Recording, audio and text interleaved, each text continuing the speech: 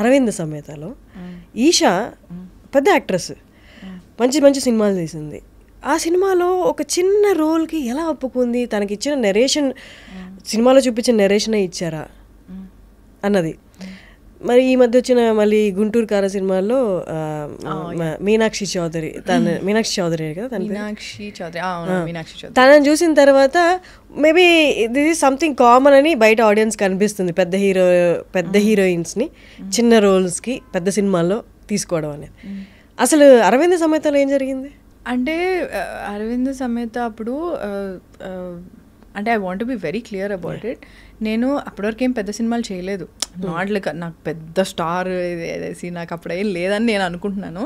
But I don't think I have done big movies. దానికంటే ముందైతే నేను ఒక పెద్ద సెట్ ఒక 6-7 క్యారవాన్ లైన్గా బస్ డిపో లాగా నేను అసలు చూడలేదు. అట్లా నాకు చాలా కొత్త అది.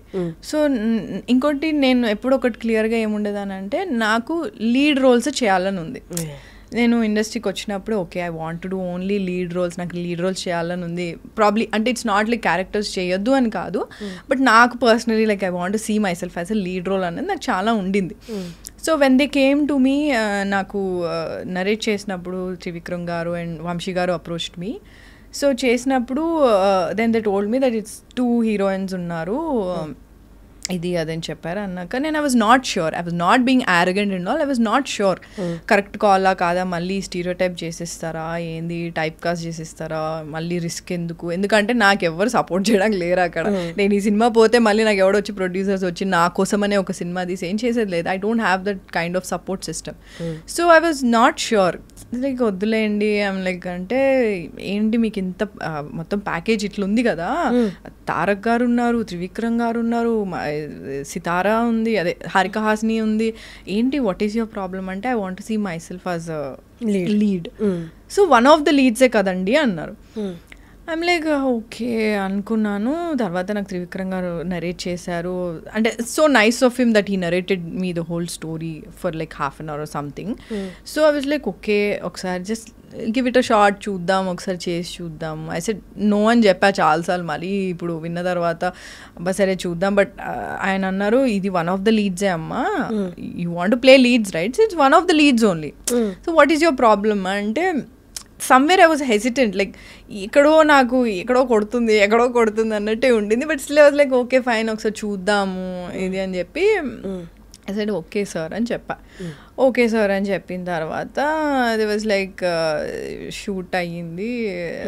They was one actually they was a song shoot also that didn't happen. దాని తర్వాత అంటే it was nice and the whole atmosphere was nice and Tarak's energy was amazing, Trivikram gar direction, everything, and they were so organized. And నేను ఆ సినిమాలో bike కూడా నేర్చుకున్నా, Harley Davidson bike కూడా నేర్చుకున్నా. సో అంటే there was so many good memories I have. And ఆ cinema చేస్తున్నప్పుడు అంటే ఈరోజు ఓకే అంటే నెక్స్ట్ డే నుంచి షూట్ స్టార్ట్. సో షూట్ లొకేషన్కి వెళ్ళాను. లొకేషన్ వెళ్ళే లోపల నాకు అప్పటికి న్యూస్ బయటకి ఎట్లనో వచ్చింది. ఐ డోంట్ నో ఎట్లా వచ్చిందో, బట్ ఎవరు తెలియని వాళ్ళు కూడా నాకు కాల్ చేసి they wanted to be in touch with మీ.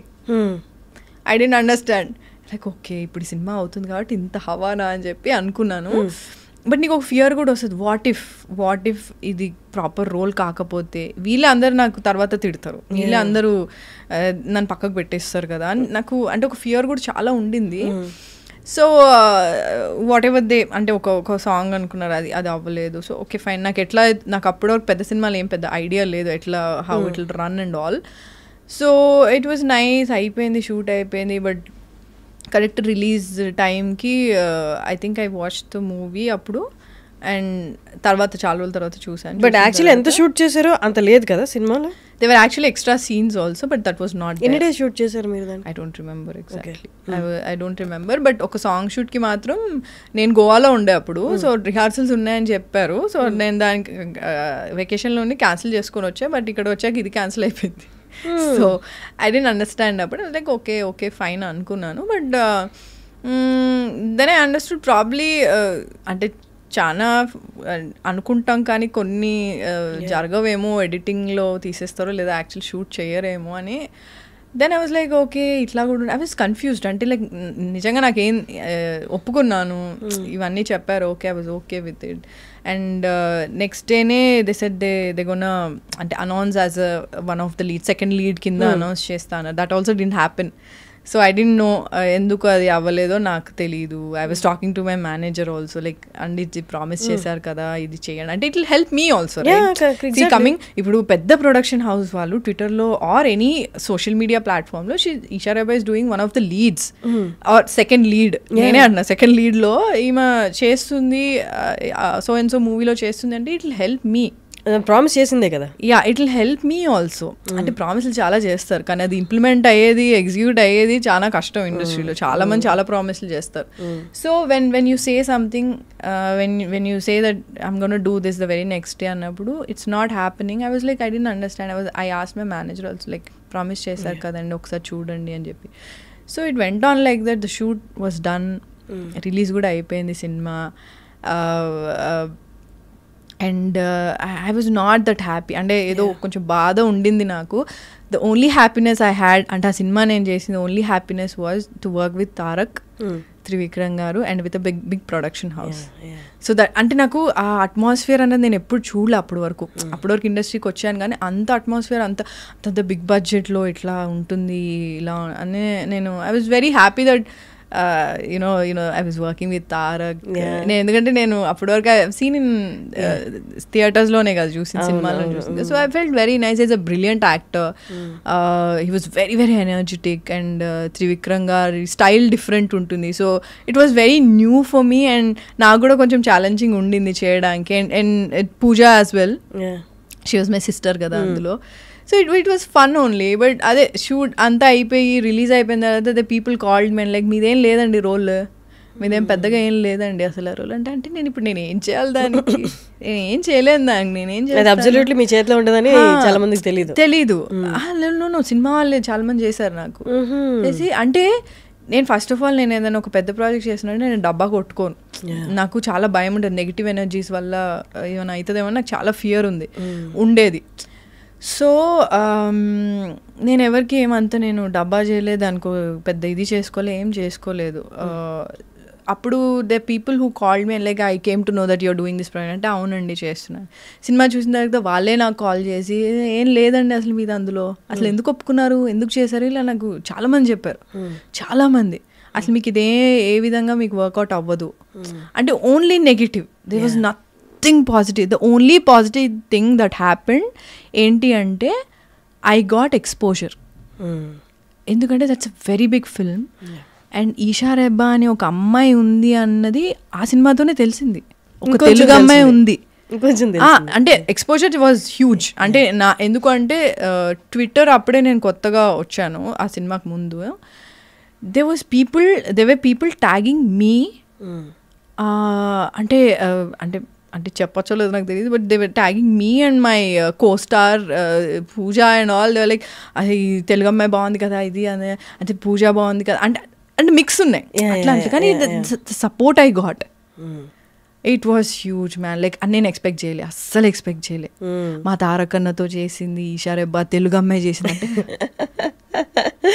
అంటే నాకు ఇప్పటికీ నేను మొన్న రాజమండ్రిలో షూట్ అయిపోయి రిటర్న్ వస్తుంటే there was this guy who wanted to take a selfie with me. He was like, selfie తీసుకోవచ్చా మేడం అని నేను షూర్ మీరు అరవింద్ సమేత చాలా బాగా చేశారంటే ఎంతసేపు ఉన్నా నేను అందులో చాలా తక్కువసేపు ఉన్నా but still people remember me and that's a huge thing అంటే అవన్నీ నెగిటివ్ అన్నీ పక్కన పెట్టేస్తే what ever happened with that అవన్నీ నేను పక్కన పెట్టేస్తే జనాలు అంటే ఎప్పుడు చేస్తారు మళ్ళీ మా తారక్ అన్నతో ఏమనుకుంటున్నారు మొన్న ఆస్కర్ వచ్చింది కదా మీరే అనుకుంటే అంటే వాళ్ళు the love they gave me the support అంటే ఆ రోజు కూడా రిలీజ్ అయినప్పుడు దాని తర్వాత కూడా అంటే బేసికలీ తెలుగు అమ్మాయి మన అమ్మాయి అని నన్ను అంటే దగ్గర తీసుకొని చాలా సపోర్ట్ చేశారు ఐ థింక్ దట్ వాజ్ అంటే నేను ఎక్స్పెక్ట్ చేయలే అంటే నేను ఎప్పుడు ఏముంది ఏమొస్తుందిలే ఏముందిలే అంటే వాళ్ళు ఇది చెప్పారు చేయలేదు అయ్యో చేసుంటే బాగుంది ఇలా ఉండేదాన్ని సడన్గా ట్వీట్స్ అన్నిట్లో చాలా వాటిలో నన్ను కూడా ట్యాగ్ చేశారు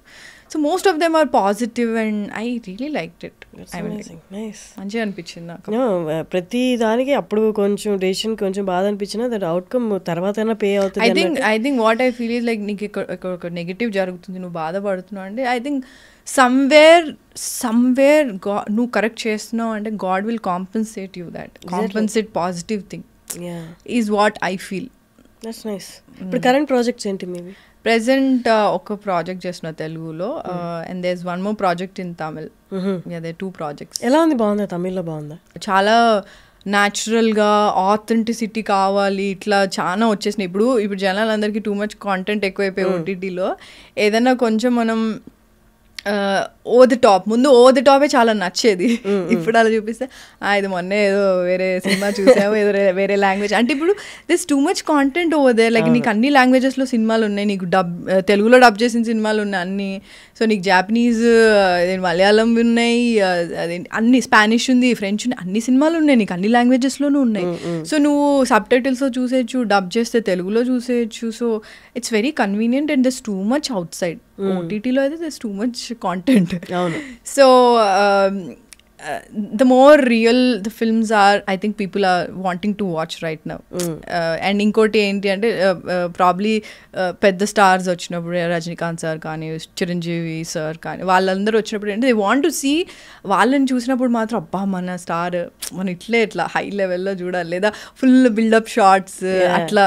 I think it's high for అదే ఫ్యాన్స్కి కదా. సో అదైతే ఉంది. బట్ రియల్ స్టోరీస్కి అంటే నాకైతే ఏదైనా సినిమా చూసినప్పుడు అరే భలే ఉంది అని అనిపించింది అంటే నాకు మళ్ళీ చూడాలనిపిస్తుంది.